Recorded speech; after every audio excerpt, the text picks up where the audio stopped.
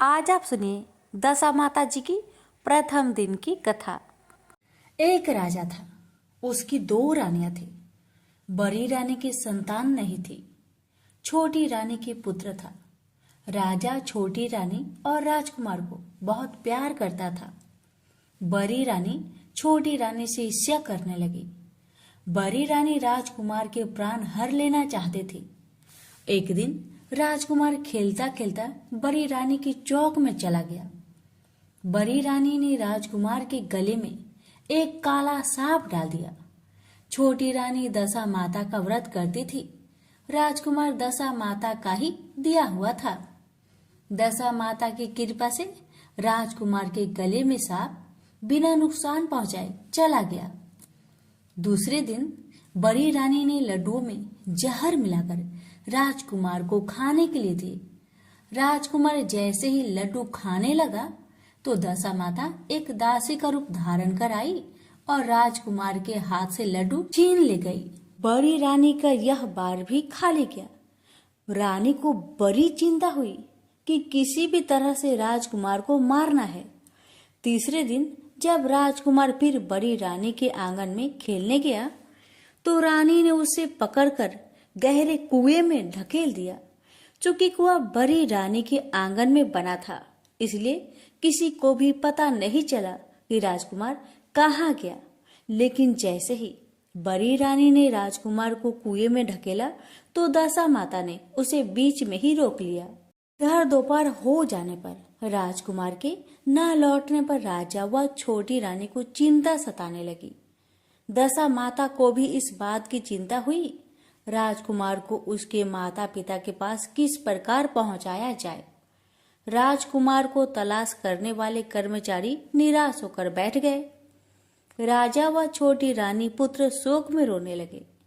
तब दशा माता ने भिखारी का रूप धारण किया और राजकुमार को गले से लगाया राजद्वार पर पहुंची। वह राजकुमार को एक वस्त्र में छिपाए हुए भिक्षा मांगने लगी।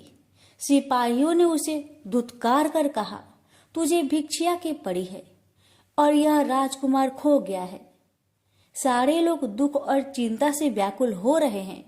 इस पर दशा माता बोली, भाइयों, पुण्य का प्रभाव बड़ा ही विचित्र होता है। यदि मुझे भिक्षा मिल जाए तो संभव हो कि खोया हुआ राजकुमार तुम लोगों को मिल जाए। यह कहकर वह देहरी पर पैर रखने लगी। सिपाहियों ने उन्हें आगे बढ़ने से रोका। उसी समय दशा माता ने बालक का पैर वस्त्र से बाहर कर दिया। सिपाहियों ने समझा कि कुंवर उसके हाथ में है, इसलिए उसे अंदर जाने दिया। दशा माता कुंवर को लिए हुए भीतर चली गई। उसने राजकुमार को चौक में छोड़ दिया और वापस चली गई। परंतु रानी ने दशा माता रूपी भिखारिन को देख लिया था। उसने कहा कि खड़ी रहो, और कौन हो तुम? तुमने 3 दिन मेरे बेटे को छिपा कर रखा था। तुमने ऐसा क्यों किया? तुम्हें मेरे प्रश्नों का उत्तर देना होगा।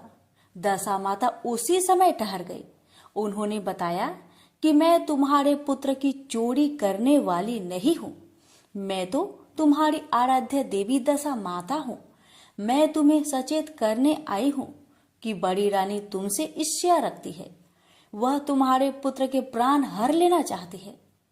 एक बार उसने तुम्हारे पुत्र के गले में काला सांप डाला था, जिसे मैंने भगाया। दूसरी बार उसने इसे 20 के लड्डू खाने को दिए थे, जिन्हें मैंने उसके हाथों से छीन लिए थे। इस बार उसने तुम्हारे राजकुमार को अपने आंगन के कुएं में ढकेल दिया था और मैंने इसे बीच में ही रोककर रक्षा की। इस समय मैं भिखारिन के भेष में तुम्हें सचेत करने आई हूँ। यह सुनकर छोटी रानी दशा माता के पैरों में गिरकर क्षमा मांगने लगी। छोटी रानी विनती भाव से बोली, जैसी कृपा आपने मुझ पर दर्शन देकर की है, मैं चाहती हूँ कि आप सदैव इस महल में निवास करें। मुझसे जो सेवा पूजा होगी मैं करूँगी। इस पर दशा माता बोली कि मैं किसी के घर में नहीं रहती। जो श्रद्धा पूर्वक मेरा ध्यान स्मरण करता है, मैं उसी के हृदय में निवास करती हूँ। मैंने तुम्हें साक्षात दर्शन दिए हैं, इसलिए तुम सुहागिनों को बुलाकर उन्हें यथाविधि आदर सत्कार के साथ भोजन कराओ और नगर में ढिंढोरा पिटवा दो कि सभी लोग मेरा डोरा ले और व्रत करे। इतना कहकर दशा माता अंतर्ध्यान हो गई। रानी ने अपने राज्य की सौभाग्यवती स्त्रियों को निमंत्रण देकर बुलवाया और उपटन से लेकर सिरो भूषण श्रृंगार कर उनकी यथाविधि सेवा कर भोजन करवाया और दक्षिणा में गहने आदि देकर विदा किया। रानी ने अपने राज्यों में ढिंडोरा पिटवा दिया कि अब से सब लोग दशा माता का डोरा लिया करे। प्रेम से बोलिए दशा माता की जय। एक बार भगवान शिव भगवती पार्वती के साथ कैलाश के शिखर पर विहार कर रहे थे। उस समय पार्वती का सौंदर्य खिल रहा था। उस सौंदर्य को देखकर भगवान शिव मन ही मन सोचने लगे कि नारी का जन्म अत्यंत शोभनीय है। फिर उन्होंने प्रेम से विभोर होकर पार्वती का मुखमंडल स्पर्श करते हुए कहा, प्रिय, तुम्हारी कृपा से मेरी सारी मनोकामनाएं पूर्ण हो चुकी है, कुछ भी शेष नहीं रहा। फिर भी मेरी एक इच्छा है, तुम उसे पूर्ण कर दो। तब पार्वती ने कहा, शंभो, आपकी कौन सी इच्छा है, बताइए, मैं अवश्य उसे पूर्ण करूंगी। अब शिव ने अपनी इच्छा बताते हुए कहा, देवी, मेरी इच्छा है कि तुम मृत्यु लोक में पुरुष का रूप में अवतरित हो और मैं स्त्री रूप में अवतरित होऊंगा। इस समय जिस प्रकार मैं तुम्हारा पति हूँ तथा तुम मेरी प्राण प्रिय पत्नी हो, उसी प्रकार का दाम्पत्य प्रेम उस समय भी हो। यही मेरी इच्छा है, तुम इसे पूर्ण करो। भगवान शिव की बात सुनकर भगवती पार्वती मुस्कुरा उठी। उन्होंने शिव को आश्वासन देते हुए कहा, प्रभु, आपकी इच्छा को पूर्ण करने के लिए मैं अवश्य मृत्यु लोक में पुरुष रूप में अवतरित होऊंगी। आपकी प्रसन्नता के लिए मैं पृथ्वी पर वासुदेव के घर में पुरुष रूप में श्री कृष्ण होकर जन्म लूंगी। लेकिन महादेव, आपको भी मेरी प्रसन्नता का ध्यान रखना होगा। भगवान शिव उत्साहपूर्वक बोले, देवी, मैं तुम्हारी प्रसन्नता के लिए क्या करूं? आपको भी स्त्री रूप में अवतरित होना पड़ेगा। पार्वती ने भी अपनी इच्छा बताई। भगवान शिव अत्यंत प्रसन्न होकर बोले, शिवे, तुम्हारी पुरुष रूप से श्री कृष्ण के रूप में अवतरित होने पर मैं भी स्वयं तुम्हारी प्राण सदृश वृषभानु की पुत्री राधा के रूप में प्रकट होकर तुम्हारे साथ विहार करूंगा। और इसके साथ साथ मेरी 8 मूर्तियां भी रुक्मणी, सत्यभामा, जाम्बंती 8 पटरानियों के रूप में मृत्यु लोक में अवतरित होंगे।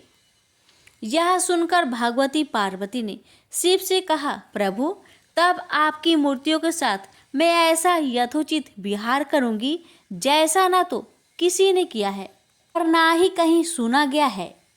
विजया और जया नामक मेरी दोनों सखियां उस समय श्रीदाम एवं वासुदाम नाम से पुरुष रूप से प्रतिष्ठित होगी। पूर्व काल में विष्णु जी के साथ मेरी प्रतिज्ञा हुई है, जिसके अनुसार वे उस समय जब मैं श्री कृष्ण होंगी, वो मेरे बड़े भाई होंगे। वे महान बलशाली तथा आयुध धारण करने वाले बलराम के नाम से प्रसिद्ध होंगे। इस प्रकार मैं पृथ्वी पर अवतरित होंगी और देवताओं के कार्य संपन्न करूंगी तथा अंत में महान कीर्ति स्थापित करके पृथ्वी से वापस चली जाऊंगी। पूर्व काल में भगवती और विष्णु जी ने युद्ध में जिन राक्षसों का संहार किया था, वे द्वापर के अंत में बहुत से राजाओं के रूप में उत्पन्न हो गए। उनके भार को न सह सकने के कारण पृथ्वी गौरूप धारण कर समस्त देवताओं के साथ ब्रह्मा जी के पास गई। पृथ्वी को साथ लेकर ब्रह्मा जी कैलाश पर पहुँचे। वहाँ उन्होंने भगवती से राक्षसों का संहार करने का निवेदन किया। तब भगवती ने कहा, ब्राह्मण, मैं स्त्री स्वरूप में उन राजाओं का वध नहीं कर सकती, क्योंकि उन्होंने भक्तिपूर्वक मेरे स्त्री स्वरूप का ही आश्रय ग्रहण किया है।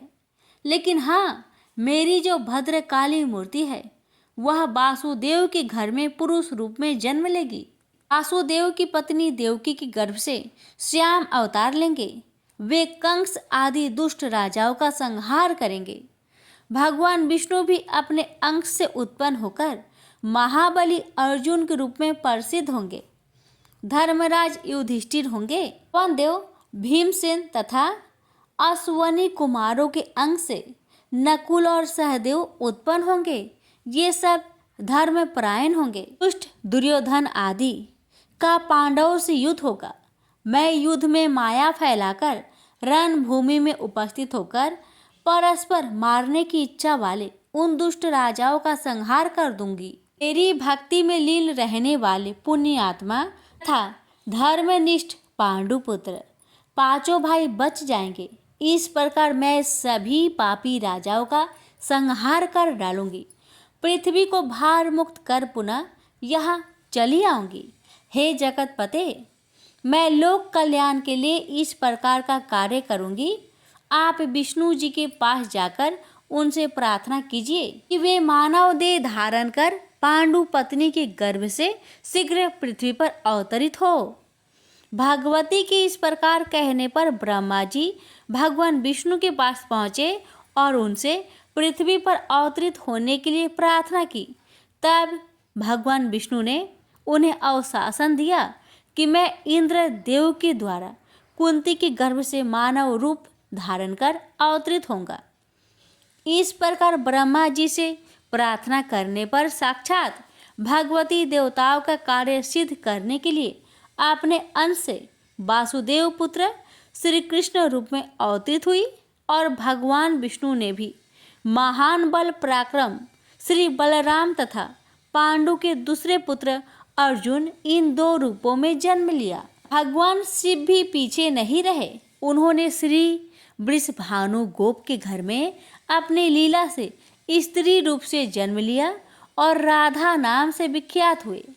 उन्होंने प्रतिदिन कृष्ण के पास जाकर प्रेम पूर्वक उन्हें अपनी गोद में बैठाकर अत्यंत आदर से उन्हें देखा करती। प्रेम से बोलिए उमापति शंकर भगवान की जय। जय श्री कृष्ण। राधे राधे। एक बार गणेश जी ने पृथ्वी के मनुष्य की परीक्षा लेने का विचार किया। वे अपना रूप बदलकर पृथ्वी पर भ्रमण करने लगे।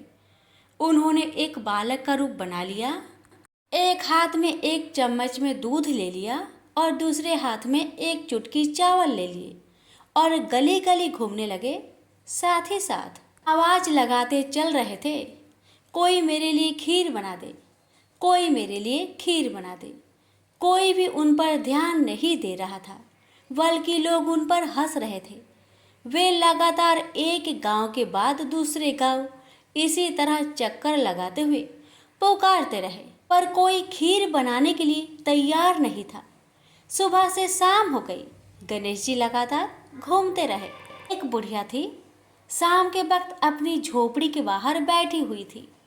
तभी गणेश जी वहां से पुकारते हुए निकले कि कोई मेरी खीर बना दे, कोई मेरी खीर बना दे। बुढ़िया बहुत कोमल हृदय वाली स्त्री थी।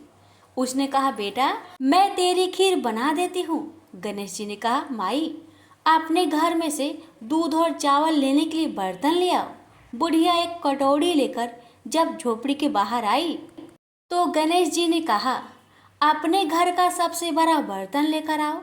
बुढ़िया को थोड़ी झुलझुलाहट हुई, पर उसने कहा, चलो बच्चे का मन रख लेती हूँ। और अंदर जाकर वह अपने घर का सबसे बड़ा पतीला लेकर बाहर आई। गणेश जी ने चम्मच से पतीले में दूध उड़ेलना शुरू किया। तब बुढ़िया के आश्चर्य की सीमा न रही। जब उसने देखा दूध से पूरा पतीला भर गया है, एक के बाद एक वह बर्तन झोपड़ी से बाहर लाती गई और उसमें गणेश जी दूध भरते चले गए। इस तरह से घर के सारे बर्तन दूध से लबालब भर गए। गणेश भगवान ने बुढ़िया से कहा, मैं स्नान करके आता हूँ, तब तक तुम खीर बना लो, मैं वापस आकर खाऊंगा। बुढ़िया ने पूछा, मैं इतनी सारी खीर का क्या करूंगी? इस पर गणपति जी बोले, सारे गांव को दावत दे दो। बुढ़िया ने बड़े प्यार से मन लगाकर खीर बनाई।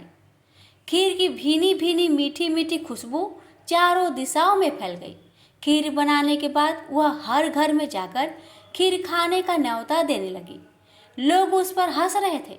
बुढ़िया के घर में खाने को दाना नहीं और यह सारे गांव को खीर खाने की दावत दे रही है। लोगों को कौतूहल हुआ और खीर की खुशबू से लोग खींचे चले आए। लो, सारा गांव बुढ़िया के घर में इकट्ठा हो गया। जब बुढ़िया की बहू को दावत की बात मालूम हुई तब वह सबसे पहले वहां पहुंच गई। उसने खीर से भरे पतीलों को जब देखा तो उसके मुंह में पानी आ गया। उसे बड़ी जोर से भूख लगी हुई थी। उसने एक कटोरी खीर निकाली और दरवाजे के पीछे बैठकर खाने को तैयार करने लगी। इसी बीच एक छींटा गिर गया और गणपति जी का भोग लग गया और वो प्रसन्न हो गए। अब पूरे गांव को खाने की दावत देकर बुढ़िया वापस अपने घर आई। उसने देखा बालक वापस आ गया था। बुढ़िया ने कहा, बेटा खीर तैयार है, भोग लगा लो। गणपति जी बोले, माँ भोग तो लग चुका है, मेरा पेट पूरी तरह से भर गया है, मैं तृप्त हूँ, अब तू खा, अपने परिवार और गांव वालों को खिला। बुढ़िया ने कहा, यह तो बहुत ज्यादा है, सबका पेट भर जाएगा, इसके बाद भी यह बच जाएगी।